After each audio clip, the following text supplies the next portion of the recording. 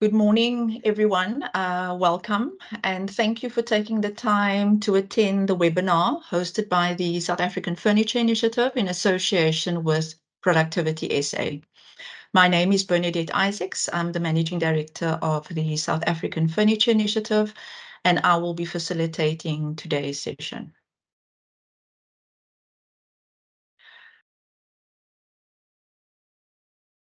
So just some house rules. Please note that this webinar is being recorded. Your videos, mics have been turned off, but please use the chat facility if you have any questions during the presentations. So can you please use that and we will answer them.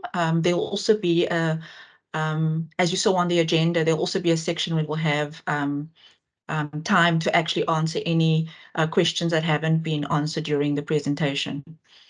Next slide, please, Natalie. So I'd like to introduce you to Charlene Steyn. She will be our first presenter this morning. Charlene has been with Productivity SA or joined Productivity SA in 2011 as the Senior Productivity Advisor. And Charlene has over or more than 20 years experience in various manufacturing sectors. So without any further delay, I'd like to hand over to Charlene. Thank you.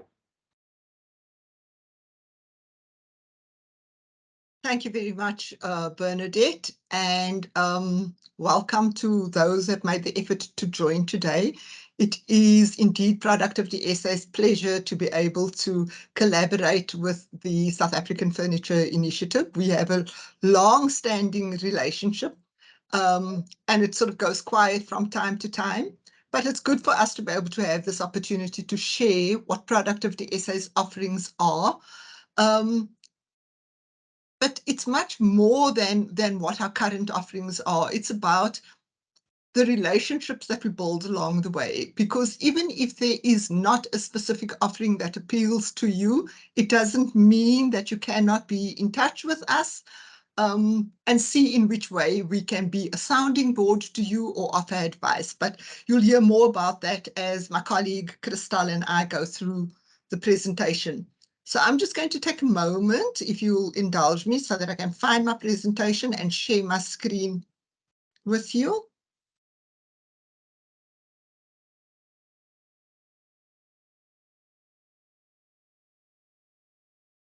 Is that visible to all?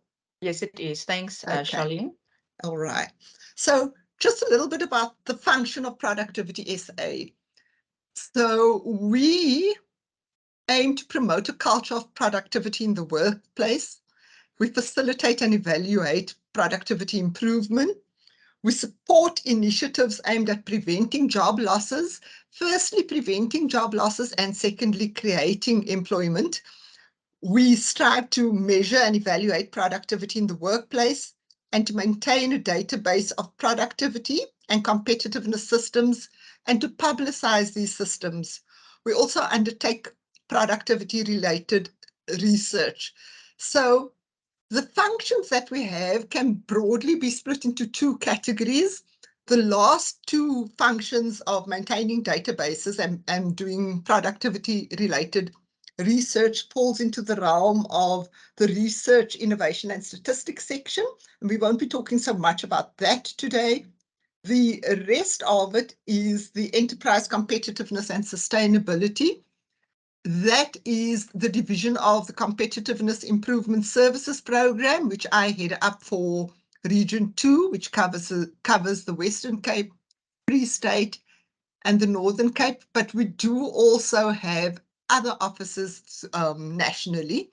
And then there's the Business Turnaround and Recovery section, which is headed up by Crystal for Region 2. And our session today are going to be focusing on those two bullets. So even though this was an incredibly busy slide, fear not, the rest of it does not look as dense as this. It's just by way of introduction. So if we look at a typical life cycle of a company, where on the y-axis we will have profitability, on the x-axis we have time. When businesses start off, they generally start off with a deficit in cash because they've invested in equipment, they need to pay for premises and all the other expenses that go along with starting a business. And with time, it's hoped that they become emerging enterprises where they start stabilizing and they follow an upward curve as they reach maturity. Some business go into another growth cycle where they reinvent themselves by either bringing on new products or services or doing business in a different way, taking advantage of technological advances, etc., etc. But sadly, many businesses go into the decline phase, and that could be brought about by a number of reasons. It could be brought about by just having an ineffective strategy. It could be brought about by legislation and regulations that have changed and make it difficult for businesses to exist. It could be instability in labor. A number of reasons can contribute to businesses going into decline. And that's the kind of general life cycle that we would see. Now, the competitiveness improvement services section tends to operate with stable and sustainable enterprises. We operate in the green block. The business turnaround and recovery tends to work in the section where companies are starting to experience decline, and the intention then is to take them onto another growth curve. The severely distressed enterprises, it's not the space that we play into. That's more the business rescue space, or we would often call it the hospice space, because it's very, very difficult to work with clients on improvement initiatives when the main focus for them is survival. How can they salvage as much as possible and shut the doors as quickly as possible? So the space that we operate in is under business turnaround and recovery, is the front end of this pink shaded area, and then we bring about a kick up in that. Obviously, both the green program, the CIS program, and the BTNR have criteria that we expect companies to fulfill, but we're going to go into that a little bit in more detail as we go along. And just a reminder, you are most welcome to pop us questions while we are presenting. We don't mind answering questions on the run. Often waiting till the end, it loses the emphasis of what you want to ask. So do not hesitate to pop us a question. Moving on.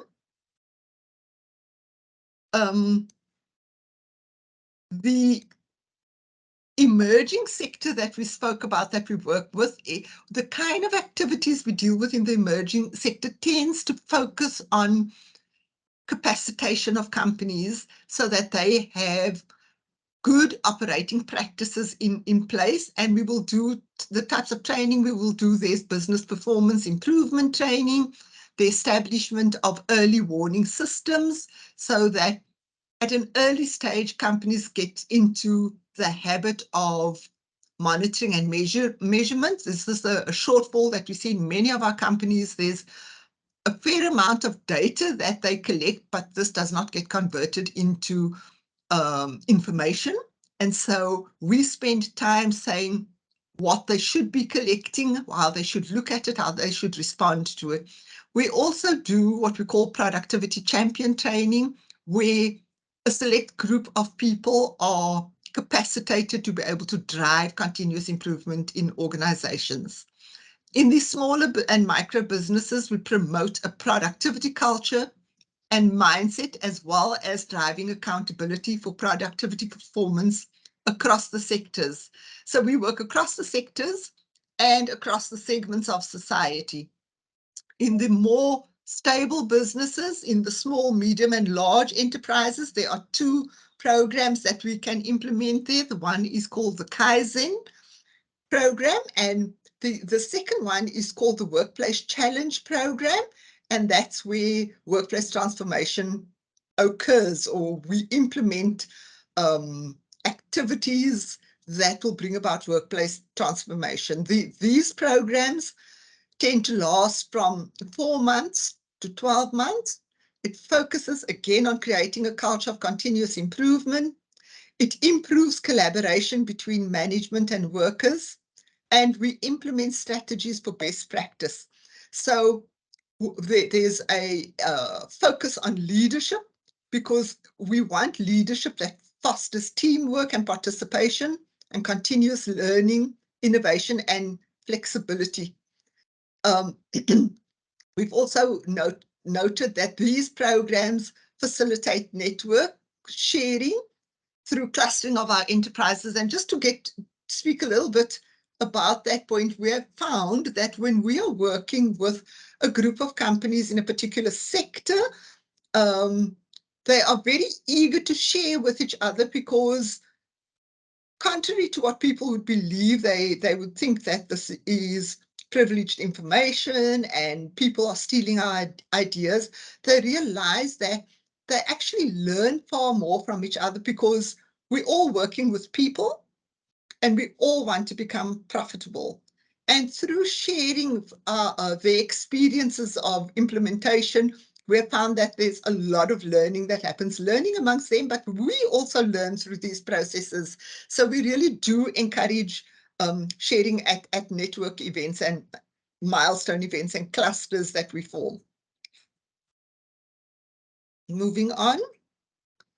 Okay, so the Workplace Challenge Program is for small, medium, and large companies. It's a DTIC supply side program managed by Productivity SA to assist South African organizations to enhance productivity and competitiveness. This is achieved through improving workplace relations, implementing best operating practices, and sharing and disseminating experiences. Now you can see there are a couple of themes that are recurring here. Right from the beginning, we talk about having improved relationships, having a culture of sharing and learning. You talk the words best operating practice comes up again and again, and this sharing of information. So these are the themes that characterize the programs that we implement. And just as a matter of interest, this is not something new that Productivity SA has put together. It's based on a tried and tested methodology. And in Productivity SA, these programs have been around for 25 years. In fact, it's our 25th anniversary this year. So this is tried and tested methodology and not something that we bought off the shelf and we're now trying to shove down people's throats. So it's tried and tested. If we look at the offerings in Workplace Challenge, the Kaizen program, which is meant for smaller businesses, typically more than 15 employees. The duration of the program is between 4 and 6 months.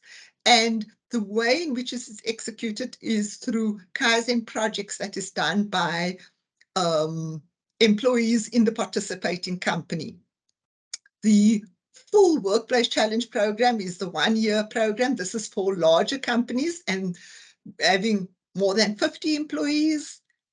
It typically lasts about 12 months, during which time we implement best practice and create a culture of continuous improvement. So again, those recurring themes. I just want to spend some time saying, when we look at the more than 50 employees and more than 50 employees, that is ideally, we would like to have more than 15 and more than 50. But we have had quite a few clients who don't meet those criteria, who we have admitted onto the program because of other factors that we have considered. So don't be put off if you are a smaller business that doesn't necessarily meet the criteria written over there. We would still like to have a conversation and see how it is that we are able to assist. Again, coming back, we've already spoken a little bit about the criteria. So I'm not going to dwell on this, but other than to say it is important that enterprises have physical premises and that you should be operational for at least 2 years, because after 2 years, you would have had financial information that we can look at, and you would have demonstrated some degree of sustainability. So those physical premises and 2 years, that's not negotiable. The number of employees, we can talk about that. Looking at the objectives of the Kaizen program, it's to introduce the concepts and the tools of Kaizen. Kaizen being the Japanese word for continuous improvement. And it's continuous improvement in a stepwise progression rather than huge steps associated with a technology change or innovation. Kaizen are those continuous little steps that you take that will lead you to a greater result. Through the program, the company identifies people that they wish to capacitate as their Kaizen champions, and we will take this group of people, we'll train them in certain tools, but it's important to mention that even though we're only capacitating champions, the entire organization is involved in the program. It cannot be that continuous improvement rests on the shoulders of a few people. So participation of the entire organization is important, and particularly leadership commitment. We've seen some great results in companies where there's been leadership commitment, and we've seen some mediocre results, which we could have predicted when we walked into the organization, purely based on the lack of commitment from the management team. So I think the one overarching success factor in any one of these programs is the commitment of leadership. So we will then facilitate problem-solving techniques aimed at improving key performance indicators. Some of these indicators would include cost, quality, speed, delivery, morale, and safety. And we define key activities that are going to drive continuous improvement through this process. So it's a very structured and disciplined way of bringing about improvement, because we don't want a workforce that's all fired up about making changes. And even if the change is intended to be good, if it's not done in a disciplined, structured way, it can lead to chaos. The program, for the 4 to 6 month program, we start off with a baseline assessment, and that baseline assessment helps us to say, where's the organization now and where do we think the gaps exist in the system? So as a practitioner will come into the organization, they will interview some key personnel, they'll do walkabout audits, they will look at information that's available, and we will do an assessment of the organization as is. We then capacitate the champions. The main areas we focus on for capacitation will include waste elimination and training them to be comfortable with the Kaizen tools. We then do a process analysis. This process analysis, or the process map, is done in conjunction with the Kaizen champions, because you know your processes better than we do. And through this process map, we can identify opportunities for doing things better, because when we start doing things better and simplifying the process, it means the time taken from receipt of an order to invoicing is shortened. And if we are shortening this means your cash cycles improve, your ability to do more work with the same amount of resources improves, so your productivity improves, and ultimately your profitability when you've been focusing on waste elimination. So these projects that we identify are then executed. There's an action plan with target dates so that you can see the difference the program implementation has had on your company. If you just go and do a lot of activities and you have no way of measuring impact, you start saying, I think it's making a difference. I'm not quite sure. We want the impact to be quantifiable. So once those projects are implemented, it's implemented with the support of Productivity SA practitioners. So you're not just let loose and said, well, the tools, so go and do it now. It's facilitated by Productivity SA practitioners. And then there's the tracking of the performance to ensure sustainability. Because if during tracking we see a project that has been implemented does not have the desired effect, we will go and say, we have to change this. What do we need to do to get back on track there? So the analysis of the results that's achieved is important, and the appropriate action that needs to be taken as well. Some of the outcomes is that we improve quality, productivity, delivery, eliminate waste. I prefer to say reduce waste. It's very difficult to claim to eliminate waste. And we reduce costs. We encourage progressive mindsets amongst managers and workers.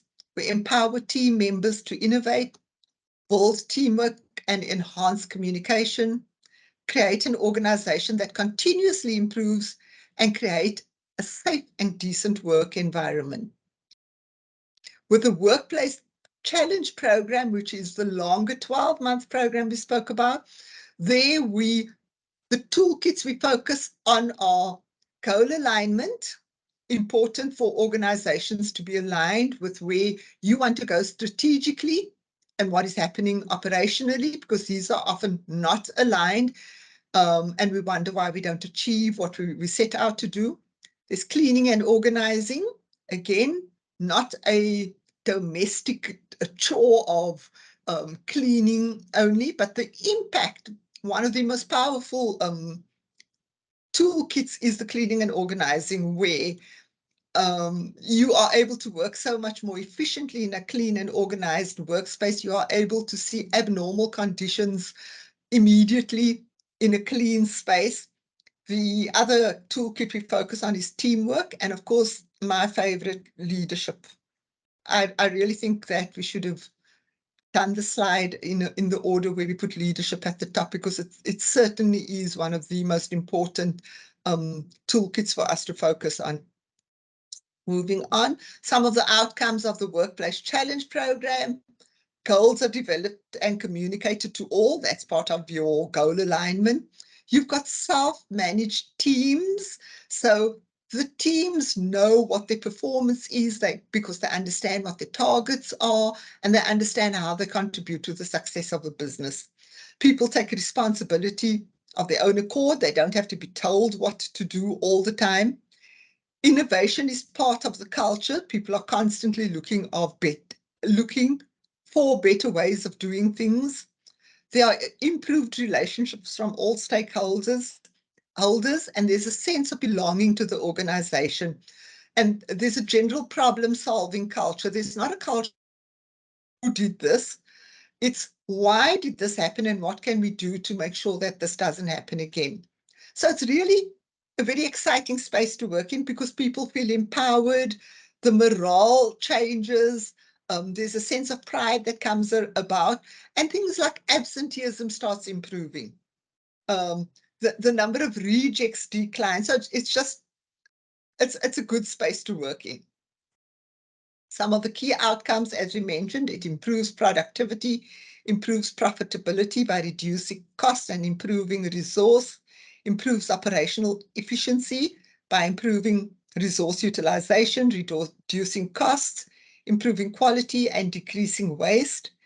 The capacitation of champions allows them to have tools that they can use for continuous improvement. And these tools are tools that can be shared with their colleagues. So we teach them root cause analysis, we teach them other problem-solving techniques, we teach them the importance of key performance indicators, the importance of using notice boards efficiently, and these are all things that can be shared with other employees in the organization.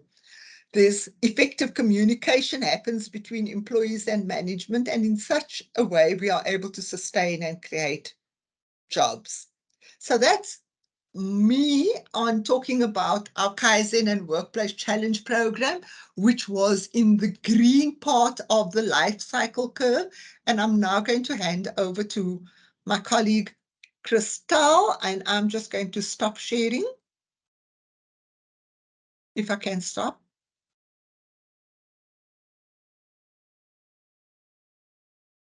Thank you, Charlene, for that very informative presentation. I'm just double checking. We don't have any questions in the chat function. So without further ado, let me introduce you to our next presenter. And that's Christelle Potgieter. Christelle joined Productivity SA in 2017. Christelle is the Senior Productivity Practitioner, and she has over 30 years experience in the industrial engineering industries, and she's also worked in various sectors and industries over the years.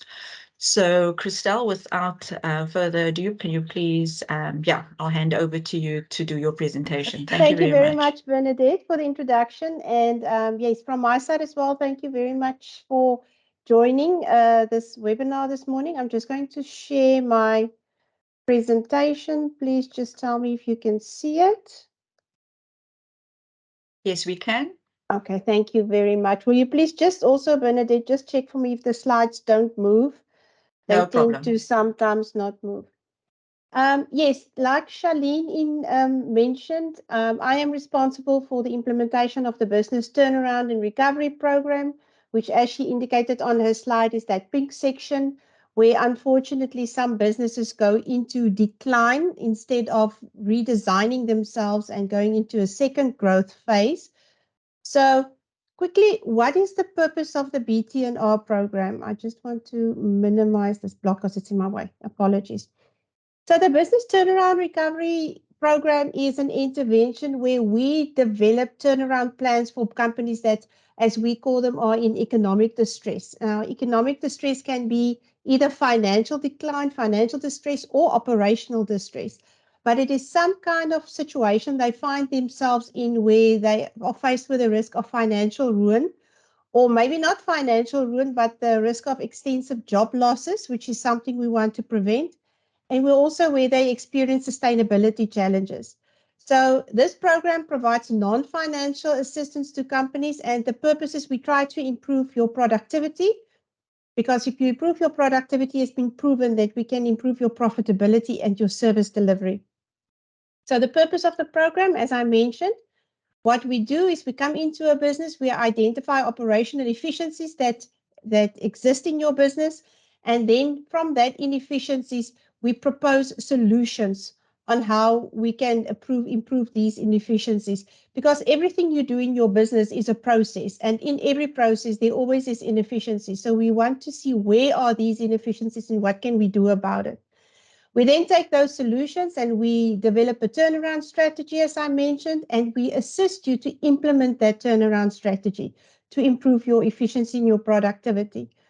And we also, a very important thing that we do is we capacitate your employees. Charlene also spoke about the capacitation. We capacitate them to be productivity champions and change agents. And we expect them to be advocates of productivity in your business, because we want to try to establish and continue to grow a culture of continuous improvement. Charlene also spoke about continuous improvement and Kaizen. So we want your employees to understand the importance of productivity and the importance of always identifying issues, waste, and of improving it themselves.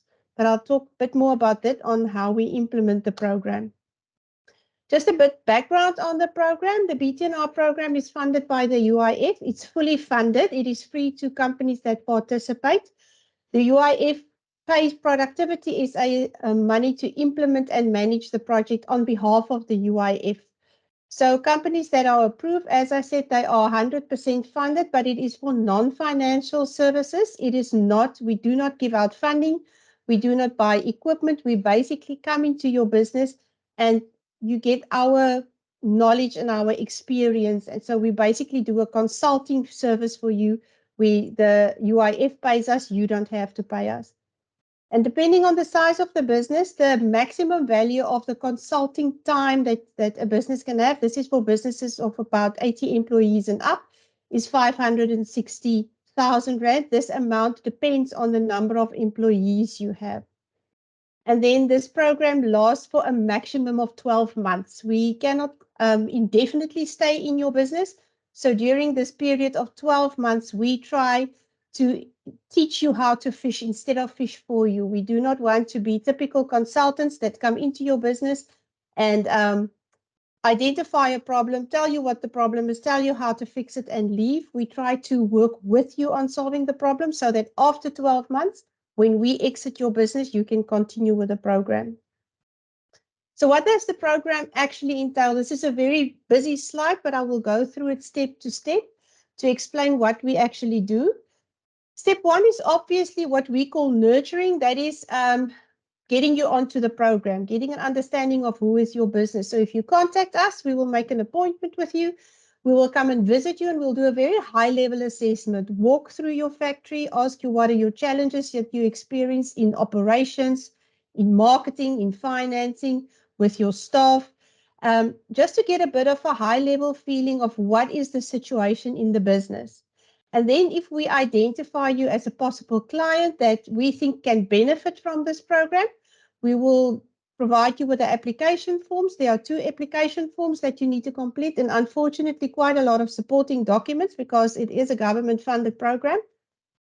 And then once we receive all the supporting documents and the application forms, we do then a financial assessment on your previous 2 years financial statements. And the reason we do that is you learn quite a lot from a business's financial statements, what has happened in the past, so what is the trend in the business. We look at what has happened with your sales. Has it grown? Has it stayed the same? Has it gone down? Your cost of sales, your expenses, your labor cost in relation to your sales. That tells us a lot about the efficiencies in the business, what has happened to your profitability. And this financial assessment will also indicate to us, are you in financial distress or are you not? And then based on those documents and the financial assessment and the initial high-level assessment, you are then accepted onto the program. When you are accepted onto the program, we'll have a kickoff meeting with you to explain to you in detail what will the next steps be. But the first major thing we do is we establish what we call a future forum. Now, the future forum is a group of about 6 or 7 of your employees, depending on the size of your business. And this future forum is basically the project management team that will run the project from your side of the business. As I said, we try to work with you. We don't want to work on your business. So you have a project management team that will take responsibility for this program. Because as Charlene also indicated, commitment and responsibility from your side is very important to make the project work. So this future forum will consist of staff members that you will identify, but we prefer people from different levels of the business, not just the management team, managers, shop floor. If you have a union in the business, there should be a union representative so that they can also be included and be up to date on what is happening with the program. And then their responsibility will be, as every step of the program as we go along, they will be part of the decision making of how the project is going to work, what are we going to implement, approve what we are doing, agree, disagree. That is their responsibility. After they have been established, very important, they have to agree upfront to be part of the team because there's a constitution that they have to sign where they agree, I want to be part of this team, because we want full cooperation from them. After this team has been established, we will then capacitate them, short, half a day, maybe a bit less, training session that we have with the Future Forum, where we train them very high level on how businesses operate, income versus expenses, those type of thing. High level on productivity. We don't go into a lot of detail, but we do tell them about what is productivity and why is it important. And we also train them on what their responsibilities are in this project so that they can understand upfront what we expect of them. And then once we have our future forum, we then ask you as the business owner to give us another 5 or 10 names, depending on the size of your business, of employees that you really feel are the go-getters, are the people with influence in the business, are those guys that don't mind walking the extra mile. And this group we call the productivity champions. And they are a very important group because, as I mentioned before, they are the change agents and they have to be the ambassadors of productivity. And we want to use this group of people to start developing a culture of continuous improvement and a culture of productivity improvement in your business. So what we do with the champions is we give them a much more in-depth training on productivity. It's 3 sessions, also about half a day, maybe a bit less. But we go in depth in what is productivity, why is it important, how do you measure it? Charlene also referred to, it's very important to measure what you do. We always say you can't manage what you don't measure. We find a lot of people do not even know that they are not making their daily output or they are not meeting their deadlines because they simply don't measure these things. So you can't improve that if you don't measure it. We train them on what's waste. People tend to think waste is the off-cut material or waste is just a defective product. Those are waste, but in a manufacturing environment, there's actually 7 types of waste. And we train these people, what are these wastes? If my process has to wait 30 minutes for another process and I can't do anything in that 30 minutes, that is waste of time that I could have manufactured something. So it is that 30 minutes makes my product more expensive because I'm not working. It's idle time. So there are 7 such type of waste, and we train the productivity champions on how to identify these wastes, because that is usually a very easy way of improving productivities once you start reducing these wastes. We also train them on doing root cause analysis. So we want them to go into the area of operation, there where they work every day, and identify areas of inefficiency, identify areas of waste, and do small little continuous improvement projects to improve their own setup, to improve their own efficiency. So in order to be able to do that, they have to know how to get to the root cause. Why am I struggling with this situation? I have to drill a hole in a piece of wood 10 times a day, but I share a drill with 3 other people, so I have to sit and wait for a drill. So they have to go to the root cause. What is the problem? Why am I waiting? From the root cause analysis, we train them on tools such as, for the root cause, we do the fishbone or the Ishikawa diagram. We do the 5 whys. We train them on process mapping, on how to brainstorm with your colleagues to come to a solution. We train them on tools on how to then get to from this is my problem to where do we want to do, how are we going to improve this? And we also train them a little bit on project management because we want them to do these little projects in a formal way. And that is how we try to change the culture of the organization. These champions also have to talk to the people around them on productivity and say to them, listen, if you go to the bathroom 3 times a day and you stay away 15 minutes, it's 45 minutes that you're not working. Go to the bathroom, do your thing and come back. Or after lunch and after tea, if every time after lunch you take 5 to 10 minutes longer to smoke, it is 10, 15 minutes per day that we are not manufacturing. Those type of things. While this productivity champions training is going on, we conduct an in-depth operational assessment of your businesses. We have a team of highly experienced senior productivity practitioners. They are either industrial engineers or operational management experienced people who really understand manufacturing environments. And they spend 5 days, maybe not 5 consecutive, but 5 days in your factory doing an in-depth assessment on operationally what is going on. And the purpose of this assessment is not to police, are you doing things right, or are you doing things wrong? We are not furniture manufacturers, so you know better than us how to do. We are looking at where are the areas that from an objective point of view, we can identify, maybe there can be an improvement here. And that can be things like your layout is not optimal because there's a lot of walking up and down to get raw material or to carry stuff to a next station, or whatever your system of, you do not really have a system of booking out stock of raw material from your stock. People just get up, go get raw material, and nobody measures it, and that's where your highest cost driver usually is. It's in raw material or in labor. So it can be anything. We can even say to you, but when you do your costing, when you cost your product, I see that you don't really take all your expenses into account. It can be literally anything.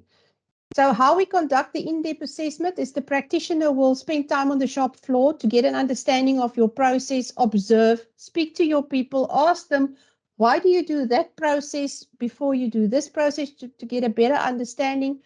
We will interview people in all different departments, from planning, manufacturing, quality, procurement, stock keeping, finance, marketing, HR, to get an understanding of where are the inefficiencies. And from that in-depth assessment, compared with a financial assessment we did upfront, we will then develop what we call a work plan, but that is actually your turnaround strategy. And we will come and present this turnaround strategy to the Future Forum and say that this is the 3 things that we identified. I'll now make 3, but it can be 1, it can be 5, depending on the number of people you have. But this is the 3 projects we identify that we should do in order to help you. We can say to you, we want to implement an inventory management process for you because you don't really have control over your raw material. We want to redesign your layout, whatever. And then we and the Future Forum discuss this and we agree on this. Is this what we're going to do? And that agree is very important, because if the Future Forum agrees, then this is your responsibility to implement whatever we propose. And then once the work plan is approved by yourself, then we actually go and implement these projects with you. We don't implement it for you. Whatever we do, say for instance, we say our procurement process is not working. We are going to look at our procurement process, or it takes way too long to procure. Then we are going to work with the people that work with that process, and we are going to sit with them and say, where are the problems?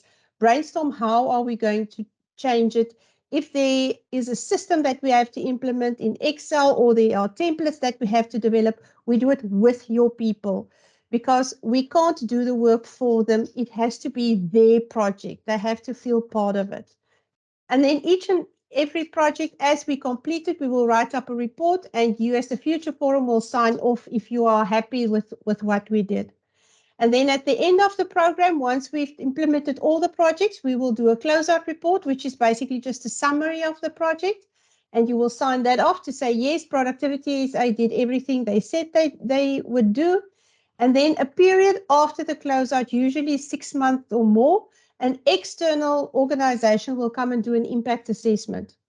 And that comes back to what Charlene mentioned about, we have to measure, did what we do make a change? So if we upfront, for instance, said we want to look at raw material cost, upfront we will say raw material cost is 50% of turnover, and we want to decrease that by 5%.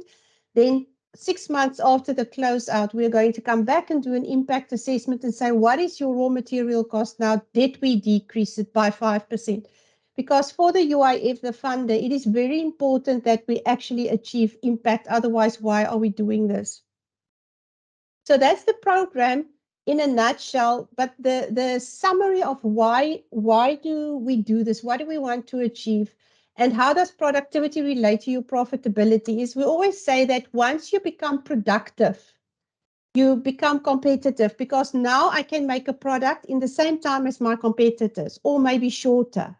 I can make it at the same quality as my competitors. So now I'm competitive. The moment you are competitive, then you become profitable, because now people look to you just as much as they look to your competitors. And the moment you are profitable, then you become sustainable. So this is the intention of the Business Turnaround and Recovery Program, to take companies that are in financial distress and make them sustainable again. Qualification criteria, who can apply for this program? As I said, the business has to be in financial or operational distress, must be in existence for 2 years. We unfortunately do not work with startups, because startups usually don't have their processes and systems in place yet. So we need to have something in place that we can work with. So they have to be a registered entity in existence for 2 years. You must be able to give us at least 2 years annual financial statements. We appreciate it if we can get more, but it has to be annual financial statements compiled by a bookkeeper or an accountant, not management accounts. You must have a physical premises, and your UIF payment must be up to date. Very important, seeing that this money comes from the UIF. We need to have proof of your last month's receipt from UIF. And of course, like all government-funded programs, it must be in good standing with SARS. So we do need a updated tax PIN, valid tax PIN. This is, for me, probably the most important slide, and Charlene also alluded to it. What do we expect from the beneficiary? Beneficiary spelled incorrectly, sorry. First thing, the very most important thing is commitment in terms of time and resources. This is a very involved program. We are going to spend time with you for about a year. We will not be there every day, obviously, but we might be there 1 day a week or 1 day every second week. And that day when we are there, we really need to have access to your operations and access to your people. Because as I said now numerous times, we do involve everyone into this program. And if the people are not involved, this project will never continue. And the programs, the projects that we had that have failed in the past was in the BT&R realm, 95% because commitment from the owners, not the staff. We always get very good commitment from the staff. The staff buys into this program because they see the benefit. But sometimes owners come back and say, listen, I don't have the time. We can't accommodate you now. If you say to us, I have a very big order, I can't accommodate you for 2 weeks, that's understandable because we also don't want to disrupt your business. But if that continues and the 2 weeks becomes 2 months and the 2 weeks becomes 3 months, then we have a problem because then we are not going to be able to implement the program. The second thing we want is that you have to implement and maintain the deliverables that we proposed. We help you to design it, but the implementation and running it and continuing with it is your responsibility. And then the third thing is once we leave after the 12 months, you must continue the productivity drive. Otherwise, all this efforts would be in vain. So this is just my last slide with my contact details, but Bernadette is also going to give you our contact details with the presentations. So thank you very much for your time. That's all from my side. I'm with this going to hand back to Charlene, because Charlene is just going to give you a bit of an example of a company that went through both these programs and what the results were for them. Thank you, Christel. I'm just going to share. Let me know if you can see it. Yes, we can see it. Okay, so this is a real example. Let me just put this on full screen. This is a real example that we worked with during 2022, and we do have permission to share the information. I should also just point out that we treat company information with the utmost confidentiality. And so before we will put something in the public space, we will always get permission to be able to do this. So this is something that we presented nationally. The client is aware of it, and we do have the permission. We have published this. So in this particular instance, when the company approached Productivity SA, they were making application to the Business Turnaround and Recovery Program because they were either going to turn the business around or they were making the decision to actually shut down because the situation was dire. There had been a decline since 2010 with a few sporadic little increases, but there was a general downward trend in the factory outputs. So Productivity SA got involved, went through the steps that Christel mentioned, doing the company analysis, coming up with the turnaround strategy. And at the time when they did the assessment, the company was characterized by low productivity levels, poor teamwork and cohesion. People were working against each other rather than supporting each other. Poor attendance and late coming. Significant levels of waste in the operation. A misaligned workforce. Poor inventory management practices, and generally low employee morale.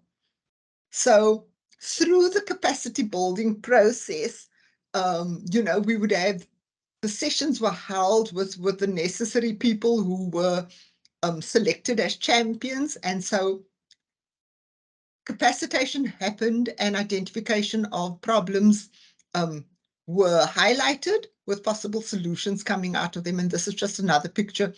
This is in the gentleman in the blue jacket is one of our practitioners who did the implementation. And you can see that there's a cross-section of people from different departments and different levels that we were working with. And if you look at how the production output changed from February across to September, where it exceeded the target that was expected through this intervention. So production output improved. And if we look at the impact it had, 85% improvement on sales with an 85% year-on-year improvement. The production output improved by 52%, and value-adding work as measured by activity sampling improved by 25%. So generally, there's been a massive improvement in the organization. If we look at some of the other indicators, absenteeism, the number of days absent decreased from 206 days to 139 days. So that was a 37% improvement. They were able to increase the number of employees. They employed 12 additional people. The cost control improved by 62%. The labor force stabilized. It went from labor turnover 5.88 to 4.61. And the total productivity improved by 35%. And I thought it's just important that you see a real example, because it's all well and good to talk about continuous improvement philosophies and cultures and doing things better and strategies. But unless you can quantify the difference that these programs are able to bring about, the words ring hollow to say that these are great programs. And I thought it is important that we share a real life example. And if people are in two minds, you can always speak to us and we can refer you to some of the clients we have worked with who were able to bring about these sorts of changes in their organizations, because this is not a once-off, it's not an isolated case. It tends to be the norm. I just had the information in presentation form for this particular client. Yeah, and I will take sort of general questions if there are any general questions. Thank you very much, Christelle, for your very informative presentation, and also Charlene for the example. I think it puts what you presented into context in terms of what really happens when you apply this program. We've unfortunately run out of time. And there aren't all the questions that have been posted in the chat have been addressed. We will, just in terms of next steps, we will be sharing the presentation with everyone that attended the webinar. We will also share Charlene and Christelle's contact details, so you can feel free to make contact with them directly. So finally, just thank you, Charlene. Thank you, Christelle, for your willingness to engage with our members. Thank you to everyone for attending the session and for taking your time out of your busy day to join us. We hope you found the session very informative, and we hope many of you are going to make contact with Christelle or Charlene to participate in the program and see how you can benefit. We wish you all a great day further. Keep safe, take care, and goodbye. Thank you. Thank you very much. Goodbye. Bye.